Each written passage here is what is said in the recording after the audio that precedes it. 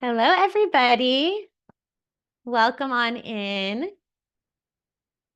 As you are coming in, I'd love to know where you're watching from. Let us know in the chat where you are tuning in from today. This is our very last day of this webinar, so I'm so excited. It's been a wonderful, wonderful week. Thank you so much for joining us. If you've come back for a second or a third time, thanks for your enthusiasm. And if you signed up for today or are tuning in today for the first time, you are in for a treat. We always get such a great chat going. Oh, Cindy, hello from St. Louis, Ireland, Linda, wonderful. Illinois, Cincinnati, Florida, Colorado, Portland, Oregon. I'm in Bend, Oregon, from St. Louis, but in Bend, Arizona. Oh, from Germany, from Swabia, Pennsylvania, New York, Massachusetts. I used to live in Boston for 4 years. Minnesota, Cincinnati, all over the country and other countries as well. Another fellow St. Louisan, Medford, Oregon. We have lots of St. Louis people today. I grew up in Richmond Heights, so hello to my St. Louis friends. Texas, Canada, Alabama. Okay, another Canada, Texas. Wow, everyone all over. Chile, wonderful. Minnesota, Canada. I think this is the most Canadians we've had on a webinar. Welcome to all my friends in Canada. Illinois, Alaska, very cool. One webinar I did, a lady told me that she watched it from her cruise in Antarctica. And that for me was just so mind-blowing, thinking that my voice was being broadcasted in Antarctica. So that was very cool. Mary Lane and Maryland, Indiana, Bozeman. Wonderful. We have a great, great crowd. Well, thank you so much for coming. A couple of housekeeping things before we get started. If you have never been on a webinar with me before, how we usually do it is we keep the chat going throughout the webinar. Make sure that your chat is in that little blue box after two, that it says to everyone and not to host and panelists. You want to have it to everyone so we can all talk with each other and get a great conversation going. Um, if you have any questions throughout the webinar, make sure you put them in the separate question and answer box, not the chat. You're welcome to ask questions in the chat that maybe your attendees, fellow attendees can answer.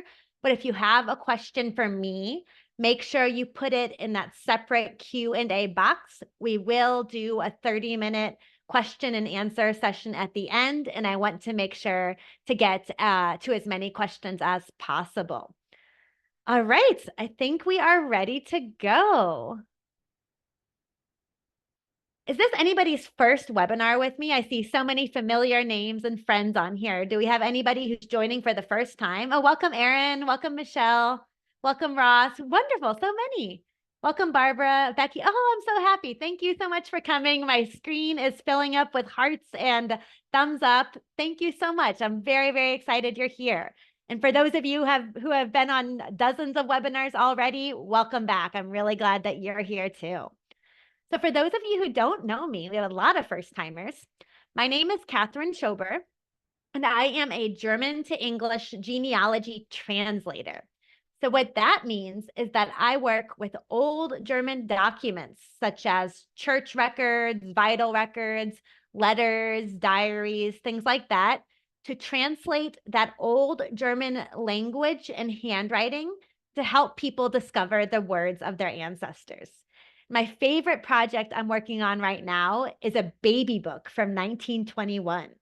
I have a 2-year-old son, and I started this project either a year or 2 years ago. I can't remember. We're doing it in kind of chunks to make it more affordable.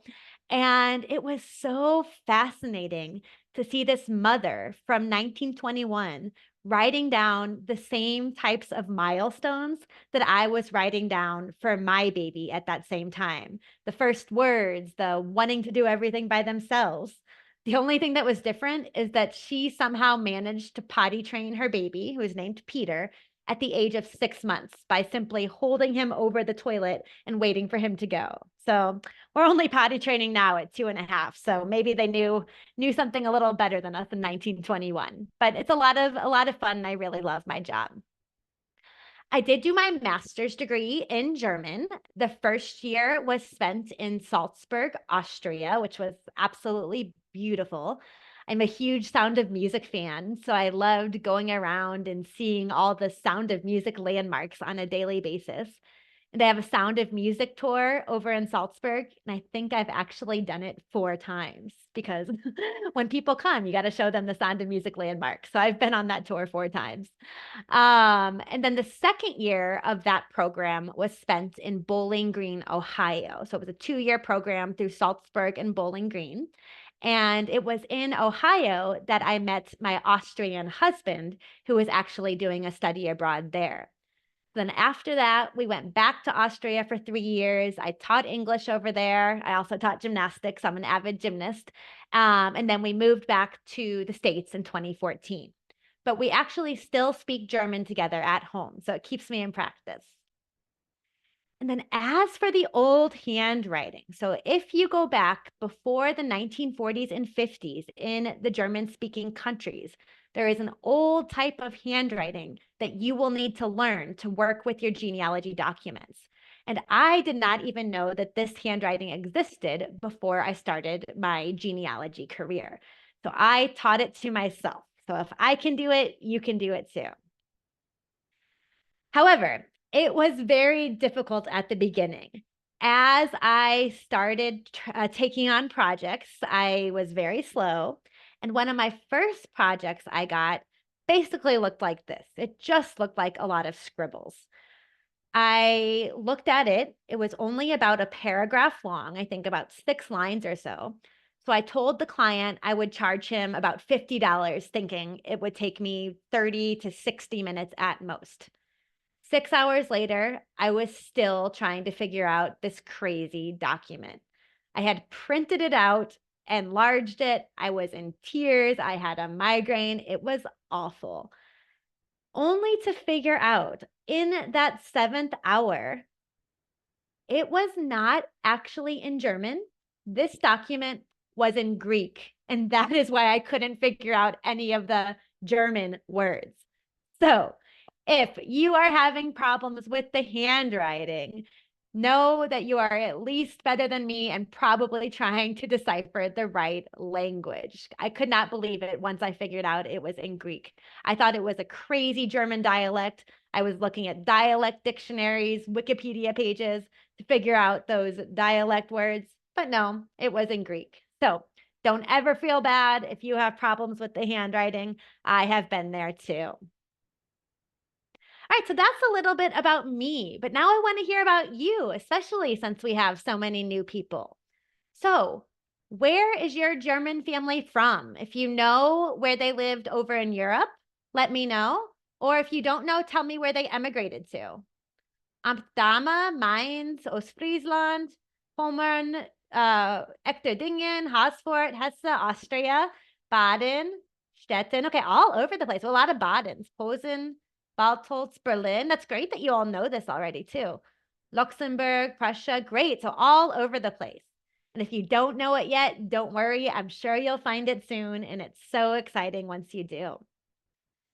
Since this is a webinar about German names, now I want to know, what is the craziest either first name or last name that you found in your research? Borgward, that's a good one. Westermarch, Uchtmann, Hesser, Putzig, Kunigunda. That's one of my favorite first names, Kunigunda. Eierkuss. These are some great ones. Vermeer, Dabertshausen, Pfaff. Great. Yeah, you all have some funny names. All right. And my last question for you today is, are you excited to learn more about German names? Give me a yes or a yeah. And if you've been on my webinar before, I want all the exclamation points. I like seeing so many exclamation points. Yes, wonderful, definitely. Oh, my screen is filling up with hearts and party hats. I love it. Great. Well, let's go ahead and get started. Oh, that was great. Great exclamation point there. All right. So how this webinar is going to work today is, first, we are going to discuss how names are written in records. If you know how to recognize them and some of the symbols, it becomes a lot easier.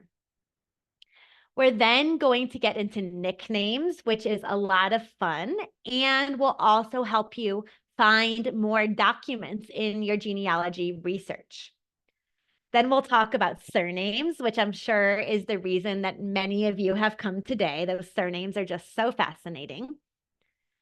We'll kind of finish up with talking about some spelling variations. I bet if you have been doing your research for a while, you found your last name spelled in a number of different ways.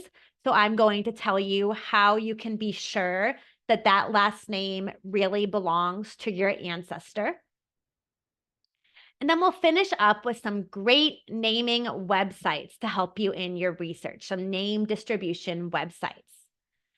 Since you've come to the webinar live today, I always like to offer a little special deal at the end to give you something to continue your research without my help. And then, like I mentioned, we will finish up with that 30-minute Q&A. So if you have a question for me as we go through, make sure you're putting it in that separate Q&A box at the end. And also make sure in your chat, I'm seeing some of you only writing to host and panelists. So make sure that you have that chat changed to everyone. And I see Joni just said, I inspired her to become a paleographist. Oh, that makes me so happy, Joni. Thank you. Good luck. So yeah, so make sure your chat is going to everyone so we can get a great genealogy conversation going. All right, let's go ahead and jump right in.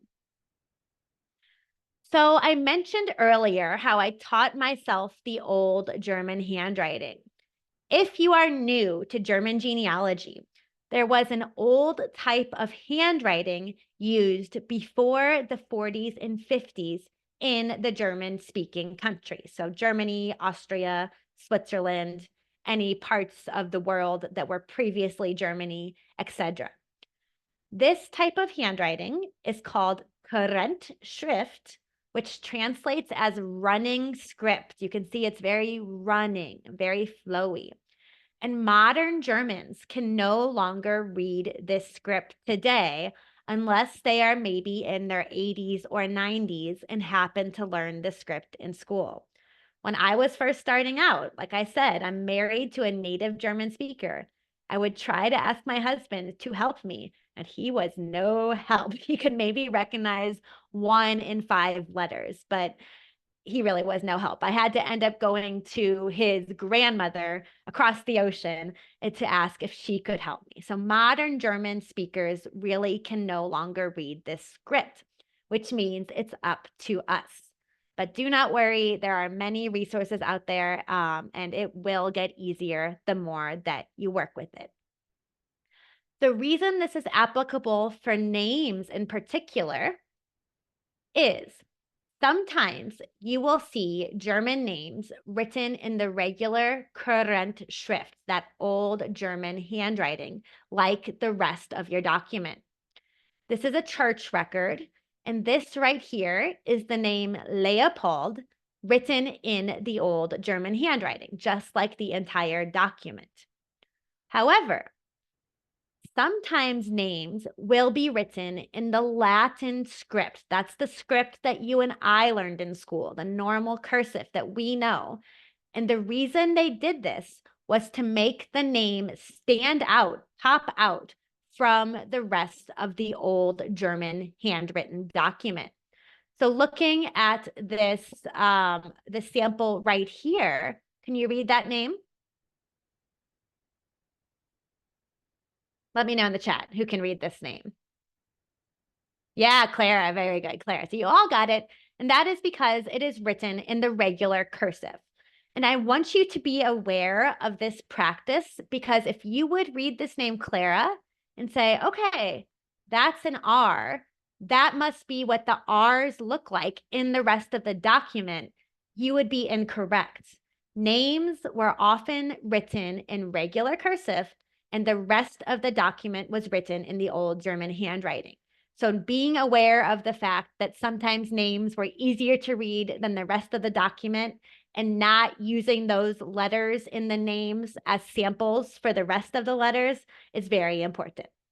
And sometimes they did this with towns and months of the year too. Sometimes they wanted the town to stand out or the month, and they would write the month in or the town in regular cursive as well. There is a great resource. It's on your handout under point number 1 from BYU University, all about German names. So this list has an alphabetical list of common German names with what they will look like in the old German handwriting. And sometimes they have multiple examples, such as Andreas. So you can go to your ancestor's name on this list and see what it should look like. I like to tell the story of my father-in-law's name is actually this one right here. And I'm never really exactly sure how to pronounce it. So I have literally in the last 10, 15 years that I've known him, have never once called him by his first name. It's pronounced something like Luis, and some people say Alois, but I'm never sure enough. So I always just wait until he looks at me until I talk to him. I should probably get braver at some point, but kind of makes me nervous. All right, so check out that list. The next thing I want to talk to you about is Rufnamen. Rufname is the word for call name, the name a person was called. So does anyone have ancestors with multiple names, such as Johann Georg Martin or Anna Maria Sophia? Yeah, have you ever seen more than 3 names? Yeah, okay, a lot of you do. Yes, a lot of you do. 4, Teresa's seen 4. Yes, and someone else has seen 4 too. Yeah, Karen too. All right. Well, this was very common in the German-speaking countries.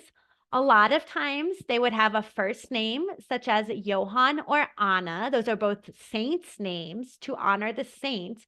And then they would go by their second name.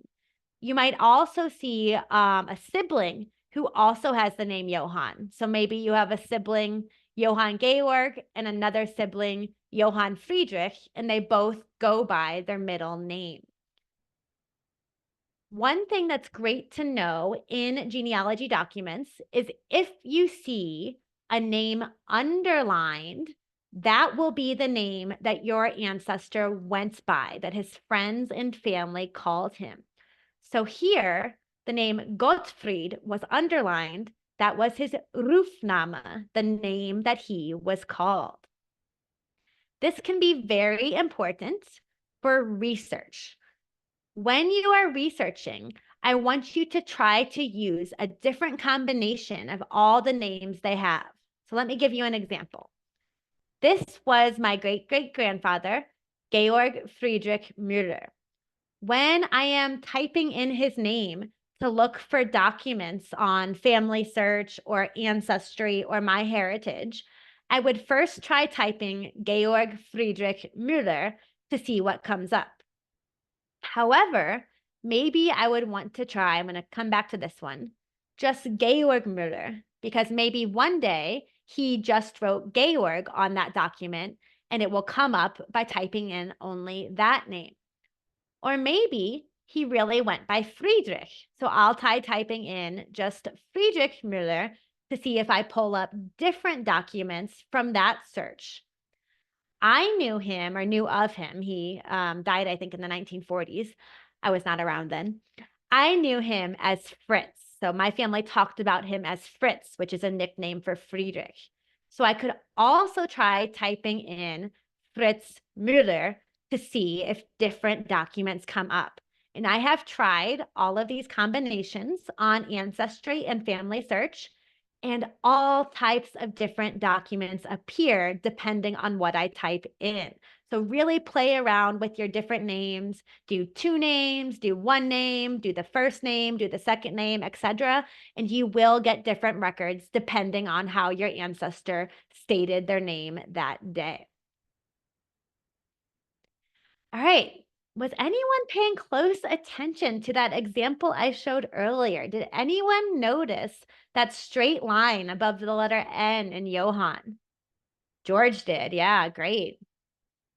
George, you're the one. Okay, yes, exactly. Barbara did too. Okay, very good. And Terry knows what it is. If you noticed it, What that straight line means is that below that line can only be the letter N or the letter M. So that will help us decipher some of the letters in the old German handwriting. If you see a straight line, it can only be an N or an M below. And what that means, like some of you knew already in the chat, is that we should double that letter. So instead of Johann with one end, you want to write Johann with two ends in your family tree, because that's what that line really means. So I have a lot of translation clients, whenever they send me documents, I always ask them for information on what they know already, such as names and dates and towns.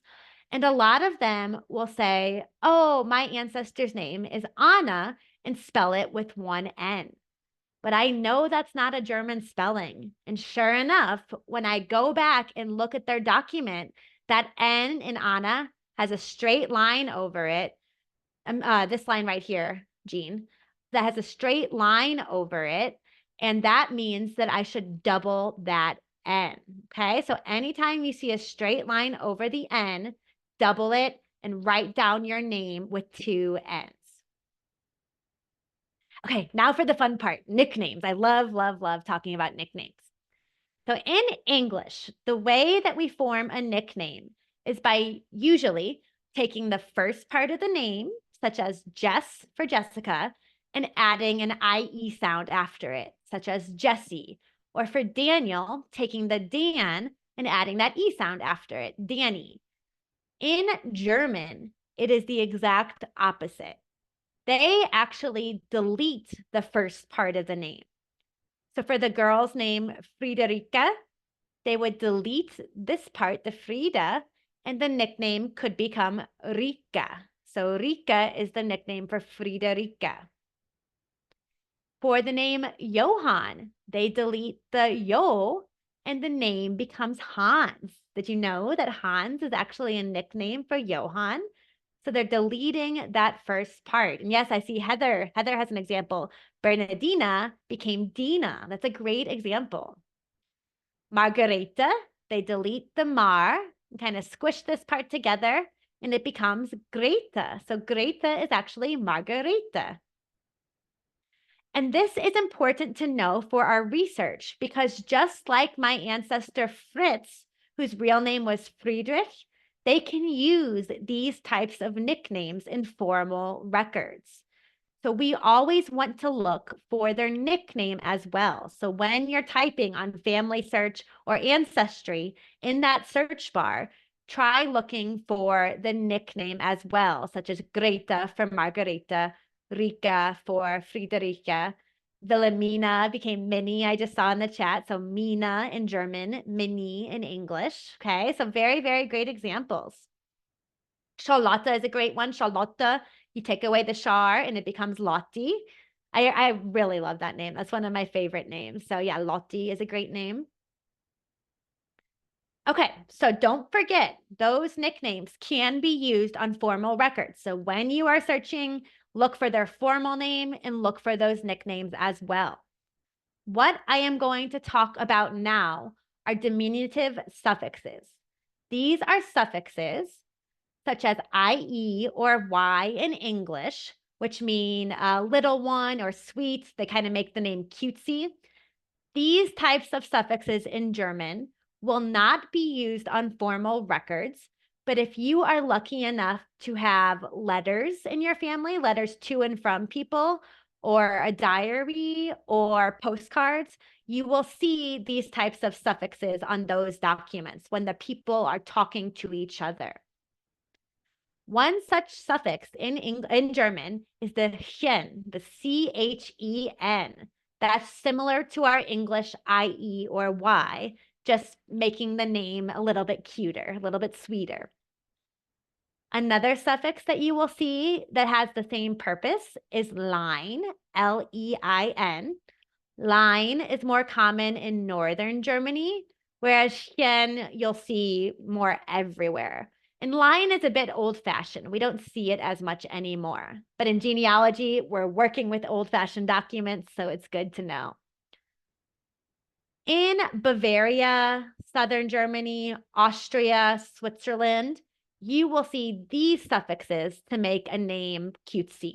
An L, an EL, an ERL, or an LE. So those are very common diminutive suffixes in the southern areas. I have a friend, we were just in Austria about a month ago, and this friend has a little daughter named Marie. I think she's about 4. And the whole time we were playing in the yard, he kept calling her Mariechen, Mariechen, Mariechen. And that just means sweet little Marie. So that Chen you'll see very, very often. And then line. So the name Rezi.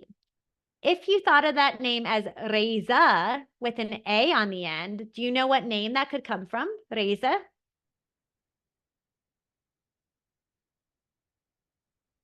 Anyone? Yeah, Jim got it first. Wonderful. Yeah, and Ross got it too. Teresa.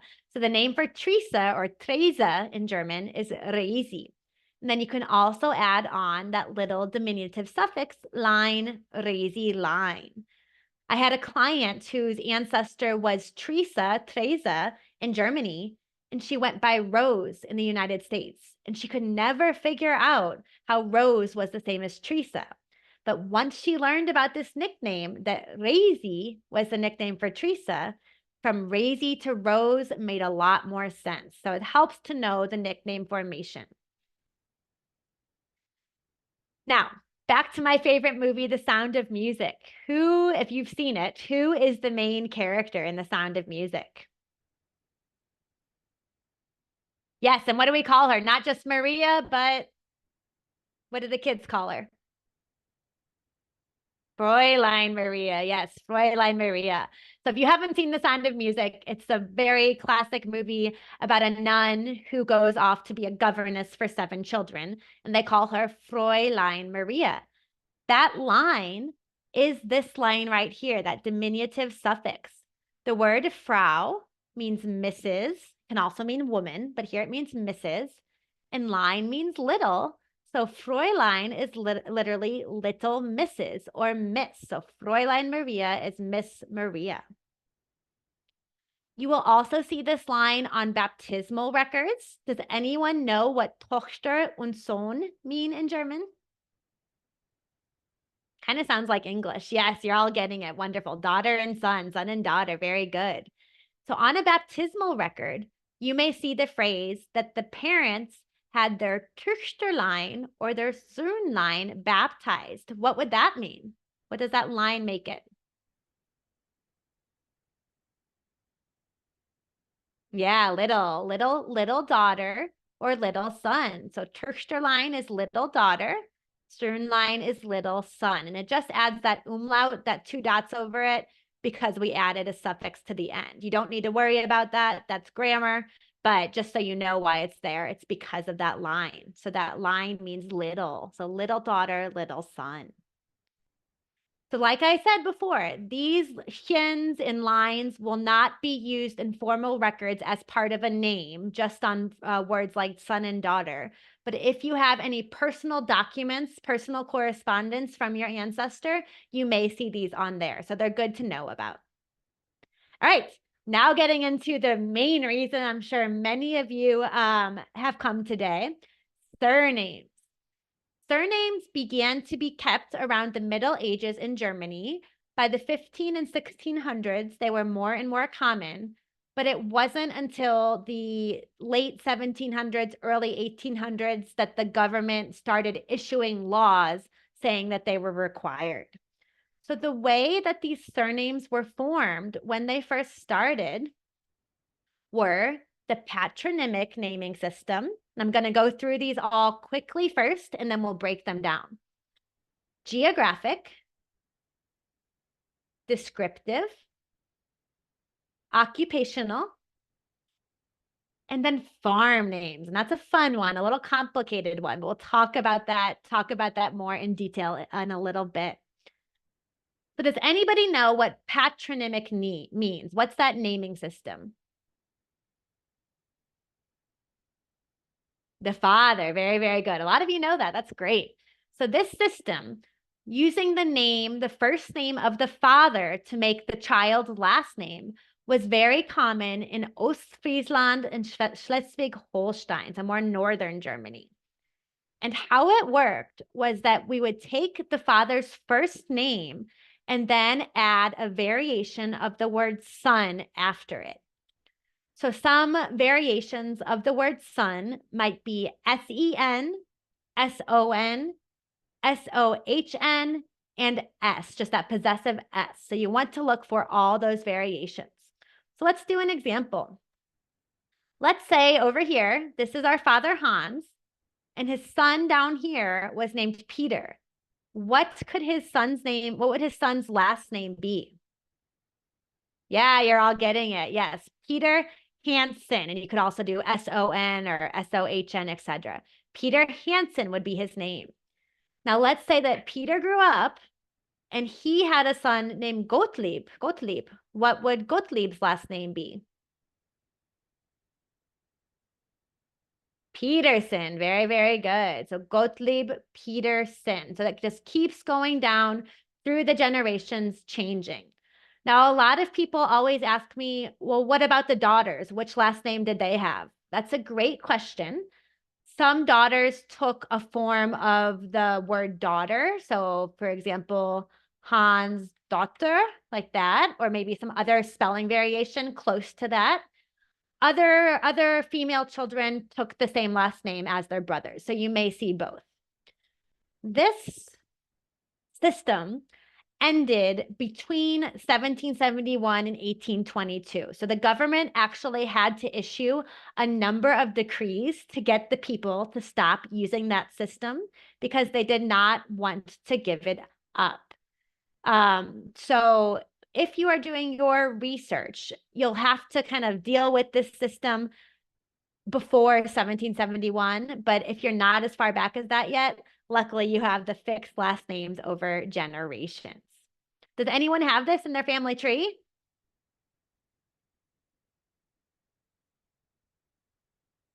Amy does. Kurt does in Danish. Yes, it's very common in Scandinavia as well. Yeah, okay, a lot of you do. A Norwegian, yeah, very good. Okay, interesting. It's challenging, but if you know how to recognize it, then you can do it for sure. Another way that last names were formed was by using geographic regions or landmarks. So for example, the last name would be formed from where a person came from, a region or town, or a nearby landmark. For example, if your ancestor came from Bavaria, the German word for Bavaria was Bayern. So their last name may have been Bayer, which is Bavarian in German. If your ancestor came from the German state of Franken, that last name might have been Frank, a person who came from Franken. You might also see last names being formed from where they lived in the village itself. So if they lived on a mountain, a berg, maybe that last name became Berger, a person living on the mountain. If they happened to live by a beautiful pear tree, maybe their last name became Birnbaum, pear tree, to distinguish them from other people with the same first name. Does anybody know? You have to know a little bit of German to know this, but does anybody know if they have a geographic last name? Ross does. Yeah, a lot of you know this already. Lara, Deborah, great. Yeah, these are fun ones. I like these ones. Berger, we have Bergers. Very good. All right, so moving on. There's also a descriptive way to have formed last names. Maybe your ancestor's last name was formed by personal characteristics such as their height. Were they very short? That last name might have been Klein or Kurz. Were they very tall? That last name might have been the German words for tall, such as gross or lang. Maybe they had a distinguishing hair color, such as brown or schwarz for black. I did a little bit of research before I made this presentation, and one ancestor that I found had a very, not mine, but someone's, had a very strange foot, apparently. So his last name became Fuß, the German word for foot, because of his weird feet. In addition to just physical characteristics, they may have described personal characteristics as well. such as maybe your ancestor was very religious, pious, and he became fromm, the German word for pious. This one I love. Maybe your ancestor, sorry, I'm just getting it. Does anyone else hear that sound? Nope. Okay, sorry, I'm getting a buzzing in my ear. Give me 1 second. Oh, let's see. Give me 1 second. I'm sorry about that.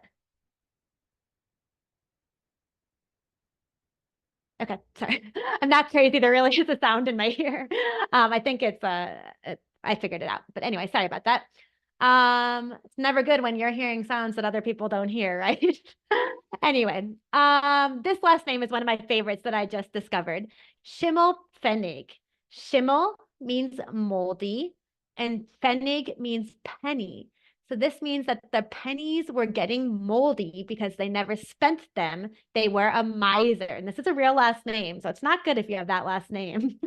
And then your last name may have been, someone has Schimmelpfennig in the tree. I love it. That was my new favorite last name that I found. And then your last name could have been formed by how your ancestor was in relation to the rest of the village. So if they had recently moved into town, maybe they were the new man in town, and that last name became Neumann. Give me a yes in the chat if you know that you have one of these types of last names in your family tree. Okay, a lot of you do. Great. Very good. That's a lot. Wonderful. All right. And then moving on to the most common that I bet most of you are going to say yes to is occupational. So if your ancestor had a specific occupation, it is very likely that his last name could have become that occupation. And these are recognizable as endings such as ER, Macher, so maker, and Mann, meaning man. So some examples of German occupational last names are Bauer, which means farmer, Kaufmann, which means merchant or businessman, Fenstermacher, which means window maker, or Weber, which means weaver. Anybody know? I'm seeing a lot of you already have occupations. Anyone else? Vogt, yeah. Bauer, Miller. Yeah, my family's name is Miller, which means miller. Weber. A lot of you. So this is the most common. This was the most common way to form last names, was the occupation. And then finally, this is the hardest one. So if you've drifted off, come back for this because this is important. This is the one that's hardest to understand. Hofnamen. Hofnamen is the German word for farm names. The German word Hof means farm. And the way that this works is it's kind of complicated. So I just want to show you an example to illustrate how it worked. Let's say that your ancestor was Johann Weber. And Johann Weber met a nice girl named Katharina, and her name was Katharina Schmelzer, and that was also the name of her family's farm, the Schmelzerhof farm.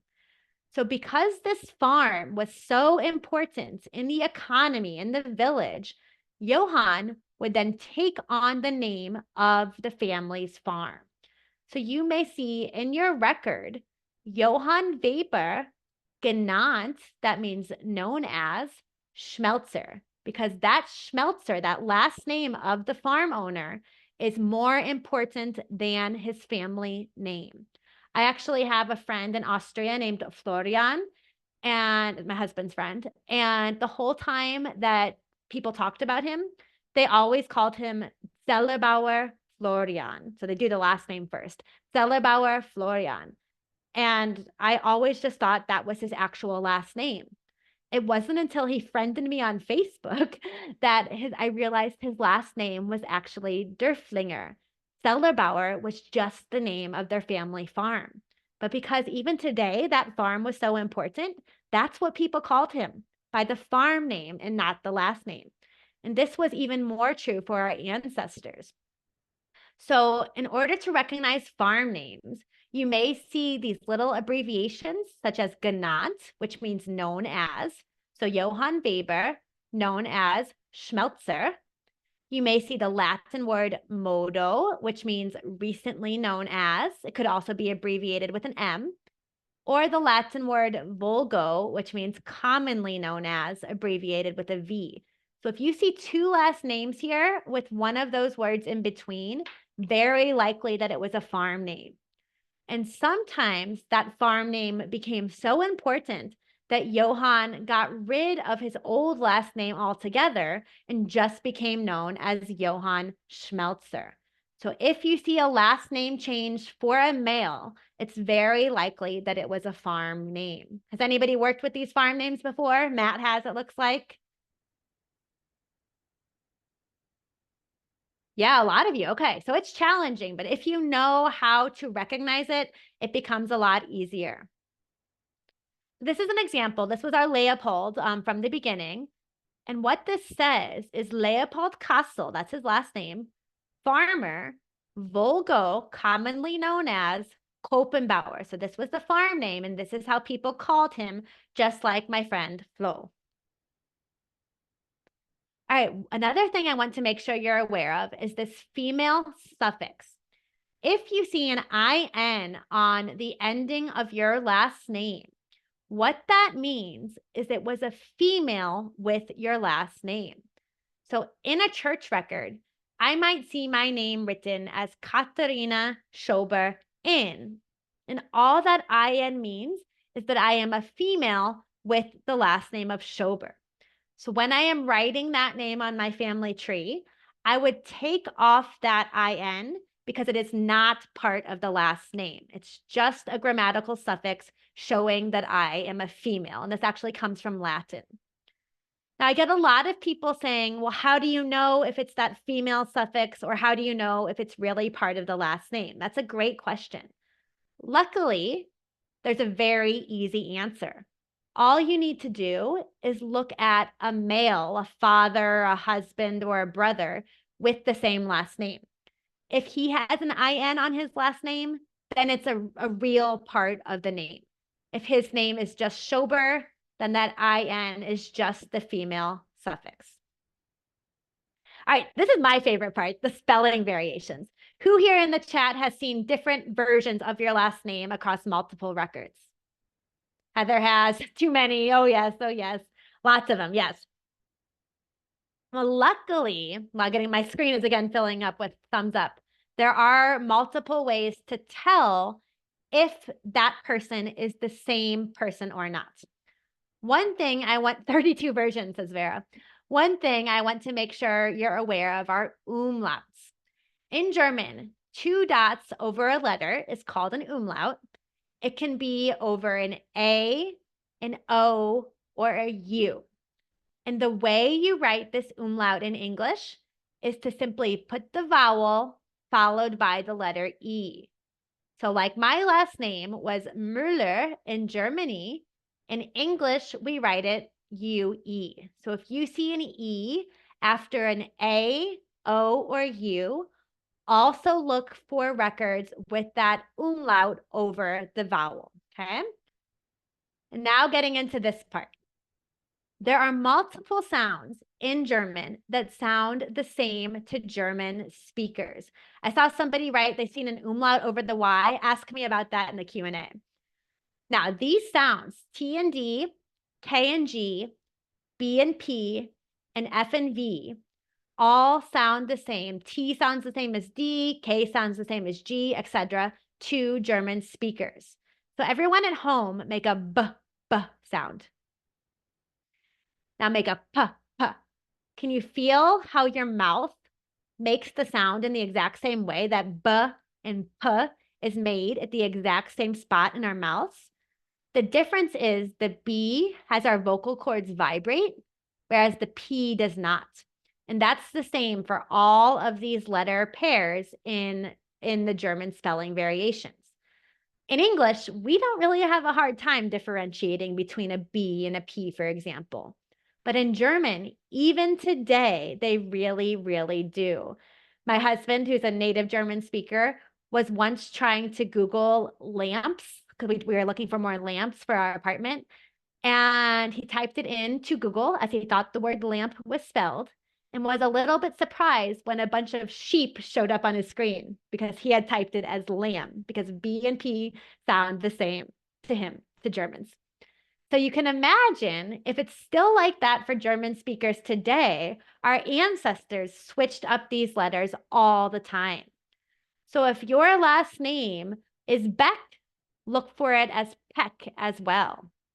If it is Earhart, look for it with a D at the end as well, or a DT together. That makes the same sound. I once was translating a document. It was a letter from a farmer in America writing back to his, I think, brother in Germany. And this is what I transcribed that as Blendy Regen.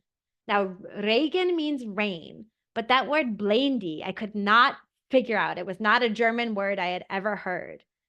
And then I realized he might have been trying to use an English word in his documents. Knowing that B can look like a P and D can sound like a T, yep, you're all getting it. Plenty of rain. He was trying to write the English word plenty and did blendy because that's what it sounded like. So look for these examples in your last names. All right, moving on to our final thing, the must-know sites. There are some great name distribution sites to help you with your research. One of them is fourbears.io. So if you go to this website, type in your last name, click on the surname entry. It will often tell you what it means. It doesn't have it for all of them, but it will often tell you what it means. We are haystack dwellers, apparently. And then it will show you where the name is the most common in the world and how many people have the surname as well. So very, very helpful. This website is for the entire world, as you can see. So not just for Germany, Austria, etc. You can use it for any of your lines. GeoGen is a great website, but it is only for Germany. And how this website works is you type in your last name, and it will show you where people are located with this last name. And last names tended to be associated with places over generations. So this map is more of a modern day distribution of last names, but that will still be true for where these last names were hundreds of years ago. So this is another one of my ancestral lines, Vulcan. And you can see that the last name Vulcan tends to be more up here in northwestern Germany. If you click on this map over here, you can click on this button, Show Cities Overlay, and it will show you the German cities in those towns as well. So this is a great, great resource. On your handout, I know some of you said you had ancestors from Austria and Switzerland. I put the links for Austria and Switzerland name distribution maps as well. And this is the one for Austria.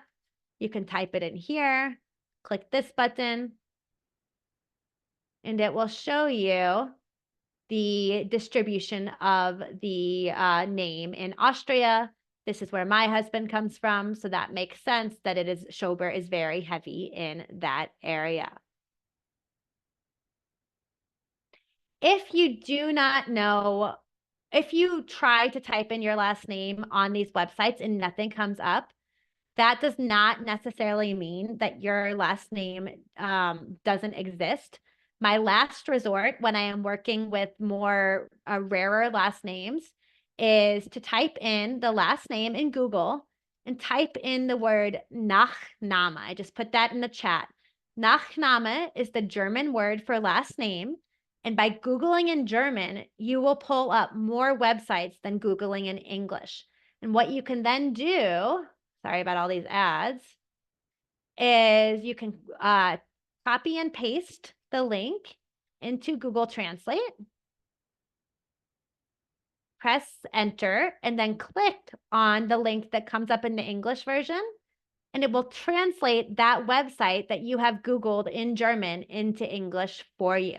It will be machine translation, but that helps you to Google in German and then at least find out what those websites are talking about.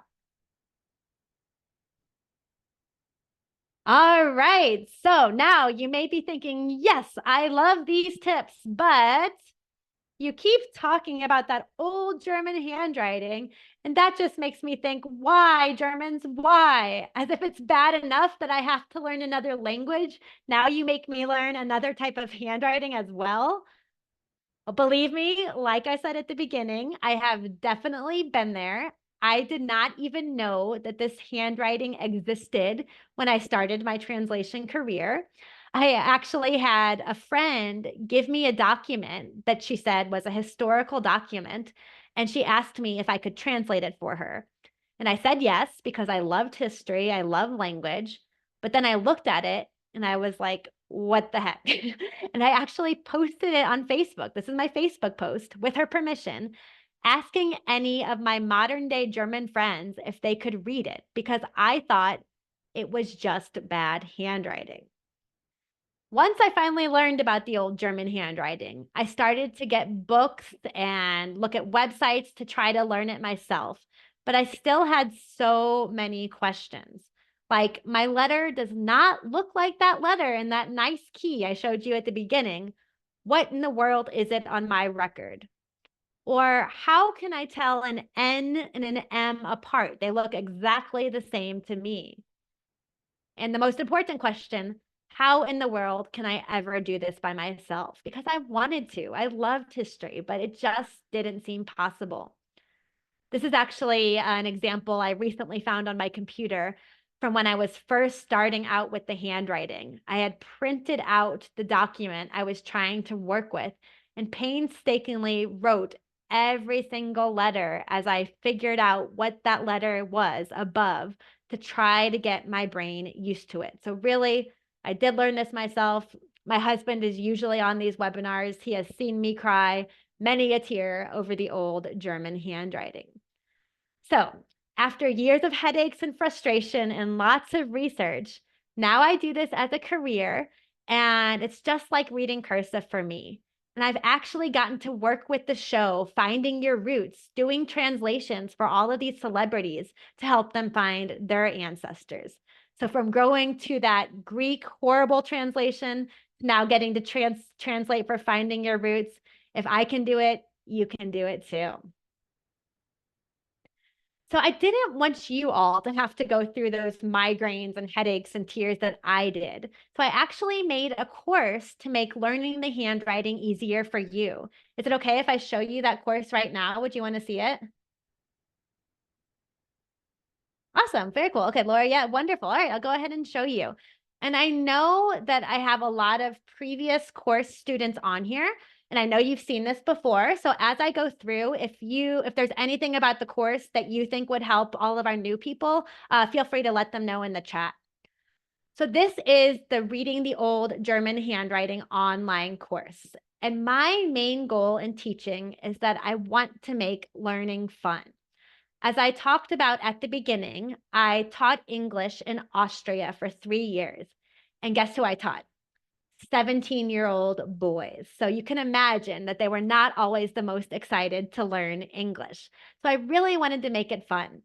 And one of the games that we played was speed dating, where they had to pretend to be characters from TV shows. And they chose people like Bart Simpson and characters from How I Met Your Mother. Some chose Winnie the Pooh as well, which was interesting. And then they had to date each other as if they were those characters. And it was so fun. And they learned so much English. So while I couldn't do that for you, although maybe we should try someday, I tried to put all those types of games into the course to make learning the script fun. So there's flashcards, there's matching games, there's interactive worksheets to make it fun for you. And each class, each little lesson starts off with a video PowerPoint of me teaching you the individual letters, showing you my tips and tricks for recognizing them so that it becomes easier for you. And you do have lifetime access to these courses, so you can always go back and review every single video anytime you're doing your genealogy. But once you feel like you've got it, then you can put your skills to work and see if you remember those letters by doing flashcards. So looking at this flashcard, this one actually looks like our cursive letters. Any guesses what that letter is in the chat? Yeah, yes, you're all getting it. It's a B. So you would just say B to yourself, turn it over, and find out that you were right. So you get the flashcards, the matching games, etc. Once you are ready with all those letters and you're feeling confident, section B is all about the German vocabulary that you'll need to learn. So we have names and months of the year, abbreviations, milestone words, etc. And each of those, again, starts off with a video of me teaching you the different months of the year, showing you how they will look in the handwriting so you are prepared to find your ancestors' birth, death dates, etc. And then once you're ready to try out the games, you can do the matching game, for example, where you try to find the handwritten word and match it to its typed equivalent. And see, for me right now, it really is just like reading cursive, and you will get there too. And then it times you, and you can do it again and again until you are feeling like you can sight read those words. Then once you're done with the vocabulary, my favorite section is all about reading the records. For me, the hardest part was that once I started trying to do it by myself, I had nobody to look at my work and tell me if I was right or wrong. So after I teach you all about reading the records, you then get actual practice records that you can download and print out and try to translate on your own and transcribe. Then once you do, you can go down here and you get the actual German transcription and then the English translation. So you can know, oh, I got this part right, or, oh, that's what that word is. And you really get to keep going and do it as much as you want until you feel confident doing your own records. So does that course look like something that could help you? Oh, and thank you. I'm seeing so many course compliments on here. Yes, yeah, it's so fun. I really, really love it. And you do have lifetime access. I get so many people coming up to me at genealogy conferences saying they'd love getting to do it whenever they want. So that's the handwriting course. After I made that, I realized that people also really wanted to understand the German language, not just be able to decipher the words, but to be able to translate the records as well. So I made a course about the German language that you will need for your genealogy. So you can learn German at any college, any language institute, but it won't talk about the old-fashioned German that we need to know for our records. So that's what this course talks about, German for genealogists. There was so much information when I was making it that I wanted to include for you. So I wanted to divide it up in a fun way that would make it seem not as overwhelming. So I made it a high school. So if you're in a different country, this is your chance to come to an American high school. So we have freshman year, where you learn all about the basics, such as the family, family words, family vocabulary. And even though this course does not specifically teach the handwriting, I always included an example of the handwritten word so it would get into your brain and you would start seeing it over and over again. And just like the other course, when you're done with the video, you get flashcards and matching games to try to test your knowledge and see how much that you remember. So it's just a lot of fun. Once you're done with freshman year, at the end of each year of high school, you get an exam, because who doesn't love exams? But for us, it really helps you to learn the skills you need to go to the next year and make sure that you're retaining this for your own genealogical research. In sophomore year, you get things like numbers and months, telling time, some grammar, etc. As is a junior year. And I love grammar. I am a grammar nerd. My husband calls me a grammar nerd all the time. Do we have any other grammar nerds in the chat? Anybody else love grammar like me, or is it just me? Oh, yay, Deborah. Who sent me? Susan, yes, my wife. Yay, I'm glad I'm not alone. Even if you don't like grammar, I love teaching it. And I think I'm pretty good at teaching grammar. I had a very good English teacher in 8th grade. She was terrifying, but she really taught grammar in a way that I think helped me so much with language. And that's how I try to teach it to you, just simple and easy. So once you learn the grammar, which is so important for genealogy because the way they form the German sentences makes a huge difference in the meaning of our records. So once you learn that, you get worksheets to really practice, and each worksheet is in a genealogy theme. So this is all about my ancestor Heinz and how he became a sailor. So you're getting genealogy examples. Once you are done with those and you get to senior year, at the very end, you get a huge flashcard review, 300 flashcards, to make sure you really are recognizing the phrases. And then you get your final exam to make sure that you know everything and you can now go out and work on your records by yourself. But my favorite part of this course is the genealogy vocabulary master list. It is 25 pages that you can print out of the German words, the English translation, and what that word looks like in the handwriting. So this is huge. And at the very end, you get a little graduation video and a certificate showing you that you completed the course. So does that look like fun? Yay, good. I'm glad you think it looks fun. I'm getting a lot of hearts filling my screen and everything like that. Well, thank you for taking the time to watch. I wanted to show you that we have so many students already. You've seen a lot of the students writing in the chat, and the feedback has just been so kind. Anne says that she is now able to see the words out of the scribble, which is one of my favorite quotes because I remember that exact feeling when it just looks like a scribbled, scrawled word, and all of a sudden you come back to it and now you know what it says. It's such a feeling of pride. We have a Facebook group for all of our course students, and one of our students posted this in there. After taking the course, she could now read this crazy long occupation, a Handschuharbeiterin. Her ancestor was a woman who makes gloves, and she started from scratch too. Janet was an amazing student. She completed both the courses during one of our course challenges where I challenged people to see how fast they could go, how far they could get in a month.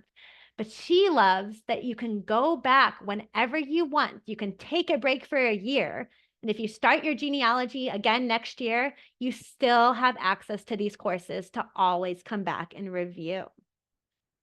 Like I said in our Facebook group, we've had so many great success stories. Harry didn't even realize that he was reading the old German script. He just felt like it was cursive, so that was cool. Chris is now able to tell that her ancestor was divorced, which she wasn't able to know before. This was a really cool one. Cindy started the course the previous night, only did 2 hours. The next day, pulled up a baptism record and could actually read the words. I love that story. These are a lot of our course finishers. I think some of you are actually on here, and you get a nice little certificate when you finished. And one of my favorite things is our course buddy system. So if you want, I can pair you up with another new student, and you can kind of work on the course together. You can go through it together. And then it makes you have a new genealogy friend. And Russ just wrote me this email about a month ago. And he said, the gift that keeps on giving are your course buddies. He and his course buddies did the course 2 years ago. But even today, they meet on Zoom every Thursday just to chat about their genealogy. They've really made new friendships, which I loved. So as a little summary, everything you get are the 12 hours of step-by-step video lessons, which is a $1,200 value. You get 22 of those expert designed worksheets to really practice what you've learned. You get those huge vocabulary lists to download and print out. Those designed for you flashcards and games. The private discussion board and Facebook group. I wanted to show you our Facebook group. This is our Facebook group. Not everyone who's in the course is in it. I know you don't all have Facebook, but if you do, where was I going to show you? People have started posting their documents, and course students are helping each other decipher their own genealogy documents. So it's really become a place where you can get help on your documents as you try to decipher them. And if you don't have Facebook, we also have a discussion board on the course itself. You get access to me for any questions you may have. You get that certificate when you're finished to hang up on your fridge. And then this is something I just added as a bonus for this webinar. You get a master list of German genealogy record websites, over 70 websites to help you with your research. And that is included as a bonus on your course. And then, of course, the ability to fill in your family tree. So that total value is over $2,000, but do not worry, that is not what they cost. If you want the individual courses, German for Genealogist is normally $477. Handwriting course is normally $359. But I always like to give an extra webinar discount to thank you for coming today.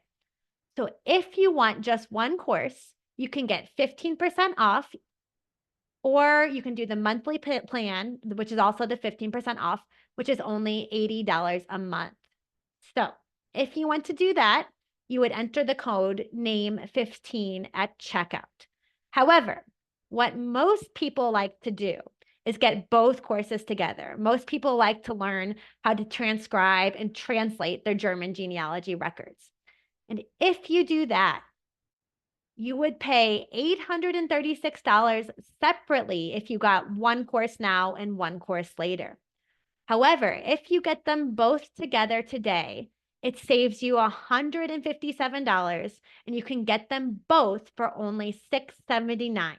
We also have a monthly payment plan on those, so it would only be $115 a month. And this is something I need to tell you. This is going to be the absolute last time that we are offering the bundle deal at this price. In July, I'm going to be going in and adding even more material, more videos and things like that. And the price is going to go up. So even if you're busy this summer and can't start on it now, you do have lifetime access. So really get in at the cheapest price ever, the $679, and then you can start the course wherever you want, because it is going to go up the next time we offer it. And then if you've been on my webinars before, I always like to make it a little fun.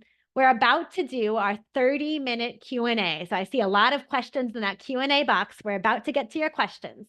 If you get the courses during that 30-minute Q&A, you get another bonus. You will get the Journey into German Genealogy video lecture. It's a video of me lecturing on beginning German genealogy. This costs $50 on my website. If you get the course in the next 30 minutes, you get this $50 video completely free. So what that video includes is me teaching you where to look for records in the USA, vital records, church records, newspapers, passenger lists, etc. I then teach you how to cross the pond. And then once you're over in Europe, how you can find church records, tips on names, tips on spelling, etc. Normally, this costs $50. If you get the course within the next 30 minutes, you get it automatically free. So to summarize, that total now makes it $24.34, but you can get it for only $115 today if you want to do the monthly payment plan. Like I said, this is the very last time that you can get it for this cheap. So right now you have two genealogy choices.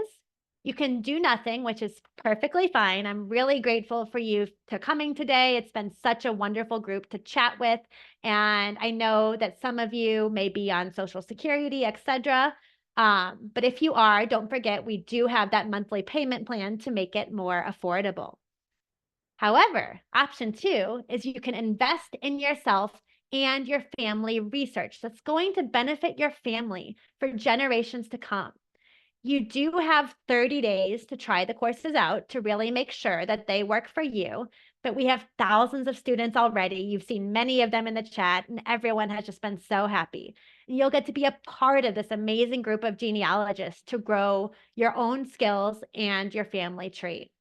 This is one of my favorite quotes. If you're on my newsletter list, you may have seen it a lot. I say, do something today that your future self will thank you for. And this is the cheapest it will ever be. So get in today, have your future self thank you for all the skills that you will learn. So this is everything that you get. This is the price. Kadri has been posting the link in the chat to quickly show you what it looks like. This is where the link will take you. You can read all of these wonderful things about the course, or you can just click Take Me to the Deal. And then you can scroll down to either right here, payment options. You can either do the $115 monthly payment plan today or pay in full. And then it will sign you up for the course. We'll see who comes in the next 30 minutes and you will get those bonuses. If you want to do just one, you can click here on these blue buttons and it will take you to either the handwriting course or the German for Genealogists course. You're welcome to do that. But like I said, most of our students have been doing both because it is such a better deal. So I'm excited. I think a lot of people are excited about it. We've had so many people sign up this week. It's been the most people we've ever had. So I'm really excited about this new group of students. Let me go ahead to get our Q&A. We have lots of questions in the Q&A. All right. And Pat says the handwriting course was so good. I then bought German for Genealogists. Yeah, that's great, Pat. Yeah. And yeah, if you have one of the courses, that's great. I'm so excited that you're in it. And you can use that 15% off code to get the second course for your research. All right, let's get over to the Q&A. Thomas says, I have the German handwriting course. If I get the German for Genealogists, can I get the bonus video? Yes. I forgot to put our timer up. Get a little bit of extra time. All right, I'm going to put the timer up. Here's the timer. Anybody who gets the course in the next 30 minutes will get that bonus video completely free. We have it automatically going in our system. We see everyone who comes in the 30 minutes, and that bonus video will automatically be added to your course, but only if you get it before the timer runs out. So Thomas, if you get German for Genealogists, you will get that bonus video. Matt says, since I have the courses, will the updates be included? Yes, that's a great question, Matt. Anybody who has the courses or gets them today at the cheapest price it will ever be will automatically get any updates that I put in as they come in. And I want your feedback. So you're going to get to kind of help me see what we should keep adding. Aaron says, how do you know? Let's see, let me move this over here. Aaron says, how do you know whether a name is spelled differently in a database due to error or an actual alternate spelling of the family name? That is a wonderful question, Aaron. What you would need to do is look at the original document. So you never want to take the typed index as gospel. You always want to look at the individual document, what it looked like in the handwriting, and that's why the handwriting course would be helpful to see how it looked. So you really, the indexes that are typed can, of course, be accurate, but I've seen many, many mistakes in them as well. So you really want to look at that individual document. Oh my gosh, my emails are filling up. Welcome, Mary Louise. Welcome, the other Mary. Welcome, Linda. Welcome, Susan. I'm so excited to have you as new course students, and you will get that bonus for sure in the next 30 minutes. Sharon says she took and finished German for Genealogists in February and March of 2023 and didn't receive the certificate. Sharon, that is likely because you forgot to click complete on one of the course sections. So send me an email after this. Kadra, you can put my email in the chat, please. And I'll go ahead and look at your course and see where that section was that you may have forgotten to click complete. And then your certificate will appear once everything is completed. Okay, and I forgot to mention, I won't be able to answer individual questions on names because we have so many questions. I want to answer broad and general questions that will help everybody. So if you have a question on your individual last name, go to that forbears.io website, type it in and see if the meaning comes up. I'm also going to type this in the chat. You can also do your last name plus the German word Nachname and the German word Bedeutung. That translates as sober last name meaning. And Googling in German will help you pull up more results. You can then put that link into Google Translate, click on the link that comes up in the English box and get that website in English. So that should help as well. All right, welcome, David. Welcome, Ruth. Welcome, Ronald. I'm so excited. We have so many people joining. This is so fun. And I'm sorry if I'm missing your email. I'm trying to answer the questions at the same time, but welcome, Kathy. Okay, so Aubrey has a question that I just kind of answered. I've tried looking up the family surname on the resources I shared and even tried Googling, but nothing is coming up. What would be the next step? Is it because they were poor West Prussian laborers? No, if the last name exists, it should come up. I would try, so her last name is Vishnach with a CK at the end. Try looking for it with just a K instead. Try changing that A maybe to an E, something like that, or an O. But try the German Google term I just put in, Nachname plus Bedeutung. Yes, and thank you, Betsy. She clarified. Bedeutung means meaning or definition. So yes, if you type in Nachname Bedeutung, that means last name meaning, and that will pull up, hopefully, German name websites that will tell you what the meaning of your last name is. Welcome, Deborah. Welcome, Diane. I'm so excited. We have a lot of people joining. And since this is the very, very last day of our webinar week, this is literally the very last time you can get the bundle at $679. So make sure to get in, even if you don't want to start until the winter, until the fall, it will be there waiting for you. You have lifetime access. Denise says, what is the current German privacy rule? In other words, how far back does Germany allow online records to be published? Oh, you all are asking such great questions today. I believe, let me see if I can remember correctly. It's 70 years for death records and 110 for birth records. So a birth record wouldn't be published until that person would technically be 110 years old. A death record, I believe, is 70 years. You can Google it very easily. German data genealogy privacy rules or something like that. But I believe it's 70 for death records and 110 for birth records.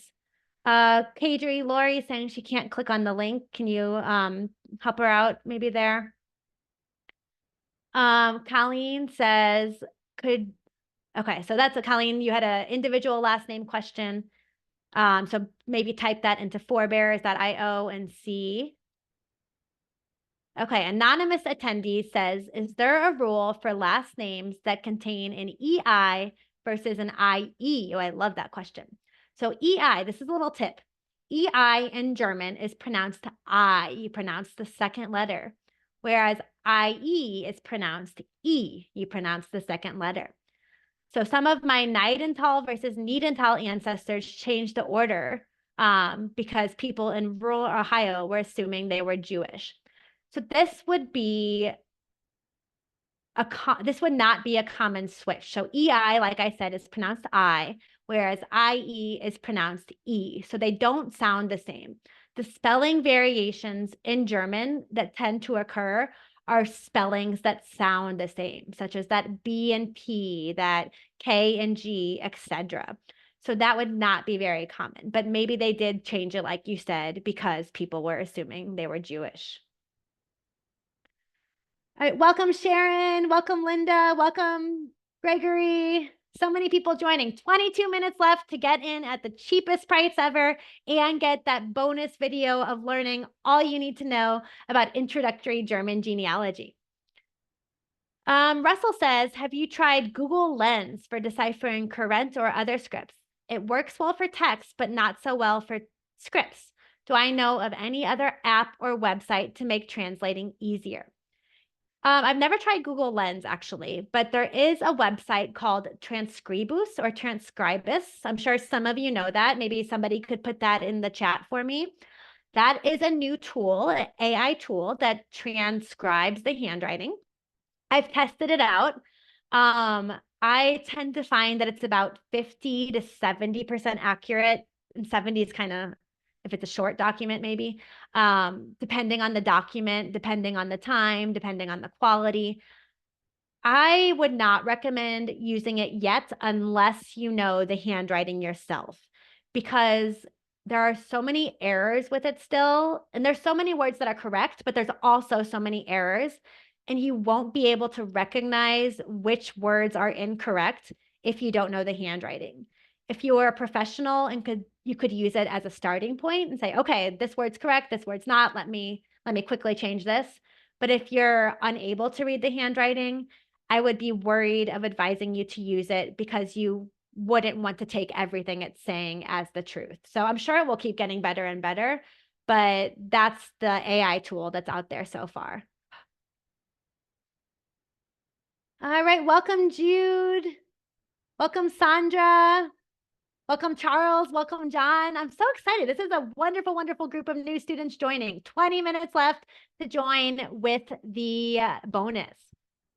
Okay, thank you. Miss Katz asked about the why. Thank you for reminding me about that.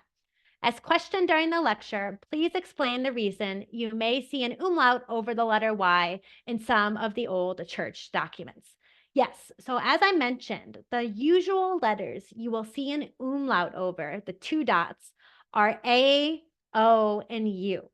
However, as Miss Katz said, as you get back into older documents, you will sometimes see an umlaut over the letter Y. This did not change really the spelling or the meaning. It was just an old-fashioned way of writing that Y. So a lot of times, I'm going to write in the chat now, there is the German word, let's say Freitag. Freitag means Friday. Freitag is today written as EI.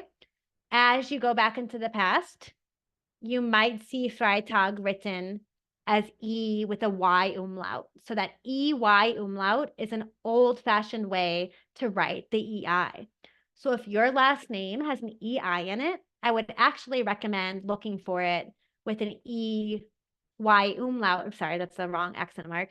EY umlaut as well, because that would be an old-fashioned spelling as well. Welcome, Kim. Welcome, David. Welcome, Neil. I'm sorry I haven't been able to welcome all of you. Welcome, Craig, but I'm so excited you're joining. 19 minutes left.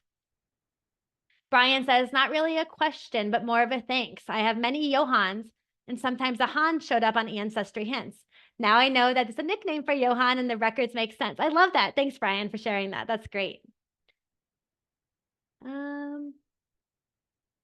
Mitch says, can the sites you highlighted on the handout determine the original surname based on entering the variations in spelling? I have 5 to 6 variations on my paternal side of Kirchhoff and several of my father's maternal line of Trauger. Okay, I'm going to take you over to GeoGen.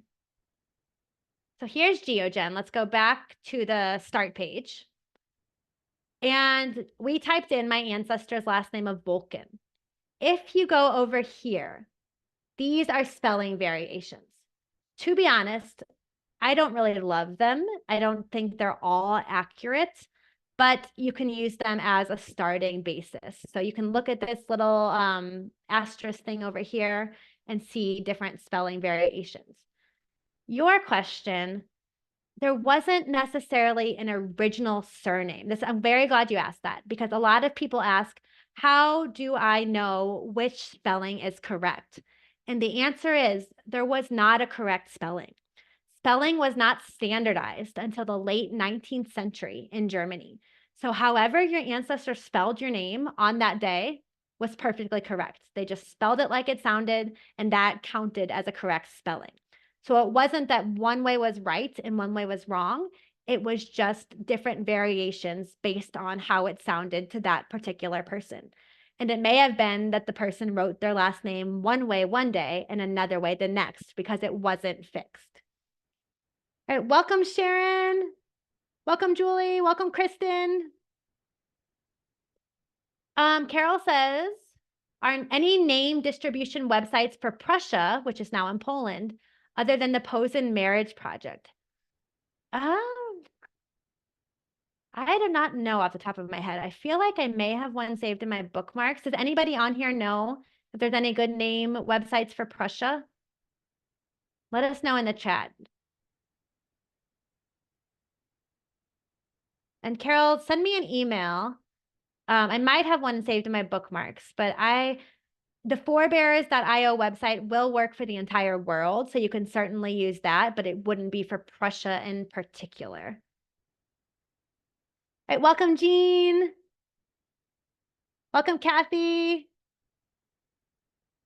Welcome, Thomas. I'm so excited all of you are joining. Oh, good question.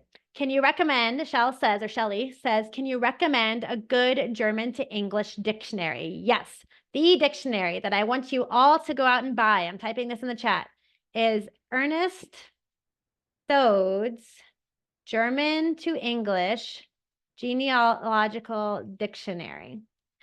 It's on Amazon. It's a red book. It's about $40, I believe. But if you are working with your genealogy, this dictionary is amazing. It's about 200 pages of modern day words and old fashioned words that you will find in your genealogy documents. So if you are serious about doing genealogy, I would really recommend that book. All right, let's see. Okay, we got the umlaut. So Susan says, what is the order the Germans in Danish would use to name their children? The first son after the grandfather, etc. So this is actually a little bit of a misconception. The Dutch, I'm not sure about the Danish, so I cannot speak to that. If anyone's a Danish expert, feel free to write in the chat. But the Dutch kind of had the naming system you're talking about, where the first child would be named after the father's father, the first son, the first daughter would be named after the father's mother, etc. Don't quote me on that because I'm not sure, but something like that. But it was more of a Dutch custom, and that meant that the Germans living close to the Dutch border may have taken on this custom.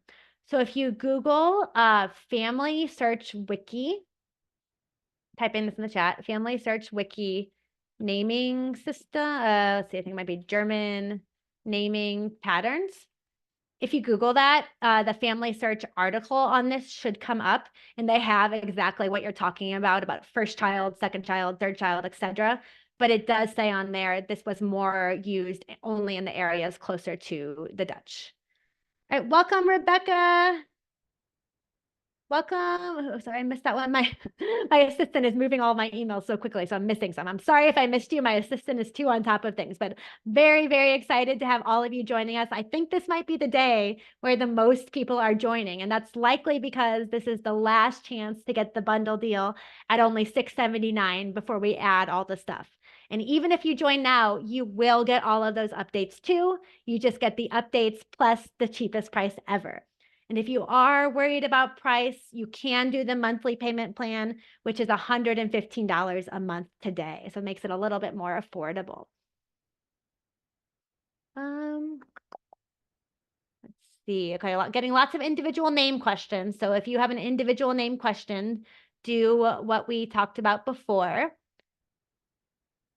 Ooh, I love this question. How is Austrian German different from regular German? So regular German is called Hochdeutsch, High German, and that is standard German. Austrian German is a dialect. And as I stated at the beginning, I did my master's in German, so I was fluent in German. But then I moved to Austria, and the German there was so different. It took me about a year to really converse in it, or not even converse, because I still speak regular German, but to be able to understand it. And that is because it's just so different. So, for example, in regular German, if you would say, let's go downstairs, you could say, gehen wir runter. Austrian for gehen wir runter is geh mal obi. Gehen wir runter, geh mal obi. Totally different. So it's just a different dialect, just like Scottish English is different from standard American English. I like it. Like now I love hearing it. It just feels like home to me, but it's definitely a different dialect. All right. Welcome, Sarah. Welcome, Peggy. Welcome, Irene. Welcome, Lynn. So many people. I'm so excited. Welcome, welcome to all you wonderful new students. Kim says, our surname is Hasinger in America and having a hard time finding records to jump to Germany. Any suggestions? Yes. So in order to jump to Germany, you need to know that hometown. You don't want to just say, okay, this is my last name. This must be where they were. That's kind of a last resort. What you want to do is look for places in America or Canada or wherever your ancestor emigrated to, and find any records there that might list that German hometown. The most common place for finding individual hometowns are church records. So if you know what city they emigrated to, look for church records in that city. And that is the most likely place to list a hometown. For example, I'm gonna try German, typing in the chat again, immigrants in American. There is a book series by Dr. Roger Minor, German Immigrants in American Church Records. And he and his team have actually gone through churches in the United States and published the records from those churches in regular type. So it's a book. So you can then find your last name in that book and look up what their hometown was. So it's not he hasn't done this for all of the states, but there's a good number of them. I think there's 40 different volumes. There's multiple volumes per states. And if you look up German immigrants in American church records, they are expensive. So I would suggest going to a library to try to find it. You might be able to find your hometown there. The name is Dr. Roger Miners. All right, officially 10 minutes left. If you want that $50 bonus video completely free. Oh, and I always forget this part. If you want all of these other bonuses as well, where did I go? The course also includes all of these extra bonuses. So you get, sorry about my timer, that German genealogy vocabulary master list, which is huge, 25 pages of that. You also get 20 tips and strategies for reading the old German handwriting that I have made up for myself over the years that have helped me go from not knowing anything to being an expert translator in the old German handwriting. I put all my tips there together for you. You get that master list of German record websites, 70 websites to help you with your research, plus the key to the old German handwriting. If you are already a course student, I have added those in for you now. They are all under additional bonuses at the bottom of each of your courses. So if you sign up now, they're automatically in there under additional bonuses. All right, welcome, Pam. Let's see.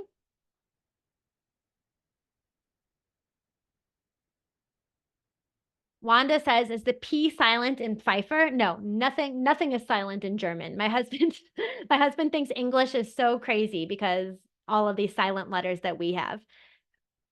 In German, Pfeiffer would be like that, Pfeiffer. You kind of put that P and the F together, Pfeiffer. And if you go to Google Translate and type in your last name, I think you can actually hear how it sounds in German. I think there's a little sound button where you can actually hear how it sounds. Kadri, who's not actually Kadri, I think one of our attendees got Kadri's account somehow, says, are Americans of German descent a large proportion? Yes, I think it's one of the biggest. I don't know the number off the top of my head, but if anyone knows, feel free to type in the chat. But I think it's one of the biggest immigration populations in the United States. All right, welcome Neil, welcome Peter, welcome Sarah. You have 8 minutes left to get the course at the cheapest it's going to be, plus get that $50 free video teaching you all about German genealogy. Okay, this is a question for you all because this is not my forte. Ross says he has multiple spellings for surnames, sometimes within the same record. I record all the variations, but is there a convention to decide on the primary spelling for recording in genealogy software? Actually, I can't answer this because I thought you were going to be asking about genealogy software in particular. Pick one for the whole tree and be consistent. So I don't use genealogy software, which is why I was saying the chat people should answer it. I focus more on the language. If you can, but what I tell people to do for translations, if you can, I write the name that was included in that record. So if you're getting this ancestor's name from a birth record, I write the name down that was actually listed in the record. And then, like you said, I put a little asterisk by that name and say other variations of this name include. So anybody who's looking at your research in the future, know that that was the name written in the record. That should be the main name, but that you've also found these other variations. So if that genealogy software allows you to do that, that's what I would do rather than just picking one. That's my opinion. Feel free in the chat to let me know what you do. Oh my gosh. Okay. My assistant is moving my email so fast. So I'm sorry if I'm missing anybody who just signed up, but welcome, Jamie. Welcome, Susan. We're getting a lot of Susans today, and welcome, Julie.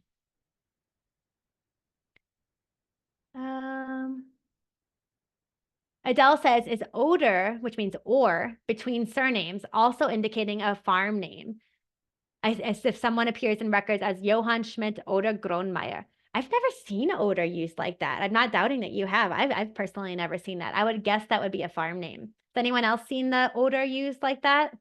I think that would be a very educated guess, considering it would be a farm name, but I've personally never seen the oder.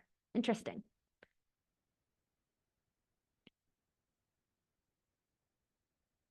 Aaron says, speaking of farm names, would families that worked on farms take the farm name as well, or only the family that owned the farm? I believe only the family that owned the farm, but I am not 100% sure on that one. There are a lot of great farm name resources.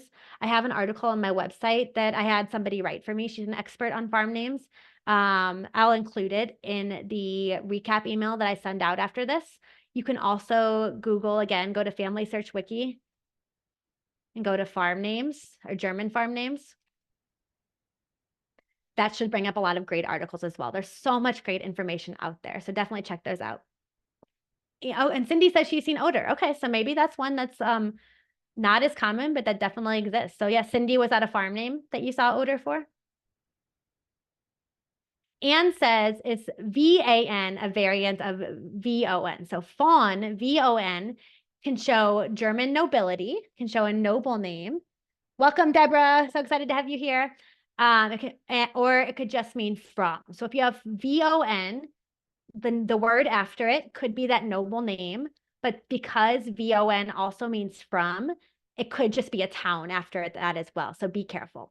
But your question, Anne, is VAN a variant? VAN is the Dutch. So VON is the German, VAN is the Dutch.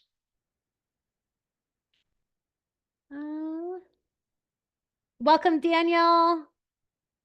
Okay, I'm sorry, my emails are going too fast, but very, very warm welcome. You'll all get your welcome email after this. You will get that bonus video included, and there's only 3 minutes left. So if you want to get in, if you happen to be having any technical issues, because we are getting a lot of people, it may kind of mess up with the system. If that happens, send me an email right now saying I'm having technical issues at the 3-minute mark, and we will honor the video bonus for you. But we need that email from you saying that you're trying. Barb says, so if a name is based on the occupation, does this mean they change their name based on their occupation as an adult? Usually not. Usually the names tended to be hereditary. So at the time when occupations became common, it was that time period of what the occupation was then. And actually, you're, I think, thinking more of a modern day thing. The occupations, the son tended to do the same occupation as the father and his son as him. So it really, really stayed the same. This is even true recently in Austria. I know my father-in-law, Lois, I do a good job saying it that time, Alois Lois. His father, his grandfather, etc., was a Tischler, a cabinet maker or joiner. It's the way they describe it now is like a carpenter for interior furniture. He was expected to follow in his father's footsteps, even though he didn't necessarily want to. So hundreds and hundreds of years ago, this was definitely the case. Betty says, was the decree to give up the patronymic system of naming across all the German locations? No, it was on a state-by-state basis. So I think Ostfriesland might have been only one in 1811. And Schleswig-Holstein had 3. One of them had 3 and one of them was only 1. I can't say for sure which one was which, but it was Germans before 1871 was divided up. Germany was divided up into smaller states, and those were the people who had control over the people. Germany was not unified as an entire empire until 1871. So it was the state who had the power. All right, welcome everybody. Welcome Amanda. Welcome Irene. You guys are asking really, really good questions. I'm really enjoying all these questions. Connie says she thought she saw reading the older German handwriting for $2.59. No, it's never been $2.59. It's $3.59 is the price. But you can get that 15% off for that, which makes it, I believe, $3.05. So you can get it for $3.05. Or with the monthly payment plan, I think it's only around $80 today. So you can do that as well. Welcome, Ellen. Welcome, Susan. I think we have the most Susans we've ever had join today. Welcome to all of you Susans. We should put you all together as course buddies, and you can have a Susan course buddy moment. Less than 1 minute left. If you want in, if you are having trouble, send us an email now. But if you want in, 45 seconds to get that bonus.